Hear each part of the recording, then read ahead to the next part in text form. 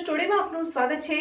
સમાચાર પર કરીએ નજર। આમોદ તાલુકાના કોલમના ગામે મધમાખી ઉડતા 7 લોકોને ટંક મારી કર્યા ઘાયલ, સારવાર લેવાની ફરજ પડી। આમોદ તાલુકાના કોલમના ગામે એક વાડીમાં સફાઈ કરતી વેળા મધમાખી ઉડતા 3 બાળકો સહિત 7 લોકો ડંખથી ઇજાગ્રસ્ત થતા વાગરા સરકારી હોસ્પિટલમાં સારવાર હેઠળ ખસેડાયા। તમામને વધુ સારવાર અર્થે ભરૂચ ખાતે રિફર કરાયા। મળતી વિગત અનુસાર આમોદ તાલુકામાં આવતા વાગરા નજીકના કોલવણા ગામે જેસીબી વડે ભાયખાની વાડીની સફાઈ કરવામાં આવી રહી છે। તે જ વખતે વાડીમાં જામેલ મધપૂડો છંછેડાતા મધમાખી ઉડવા લાગતા દોડધામ મચી હતી। મધમાખીઓ ત્યાં રહેલ એક જ પરિવારના 3 બાળકો અને 4 વ્યક્તિઓને મળી કુલ 7 જેટલા લોકોને કરડી જતા તમામ લોકો ઘાયલ થયા હોવાના અહેવાલો પ્રાપ્ત થઈ રહ્યા છે। 3 બાળકો સહિત 7 જણાને વાગરાના રેફરલ હોસ્પિટલ ખાતે ખાનગી વાહનમાં ખસેડવામાં આવ્યા છે, જ્યાં પ્રાથમિક સારવાર આપી વધુ સારવાર માટે ભરૂચ ખસેડવાની ફરજ પડી હતી।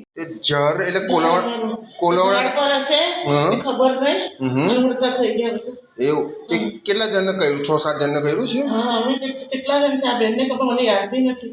2 છોકરીઓ છે, મારો નવાસો છે અને હસબન્ડ છે।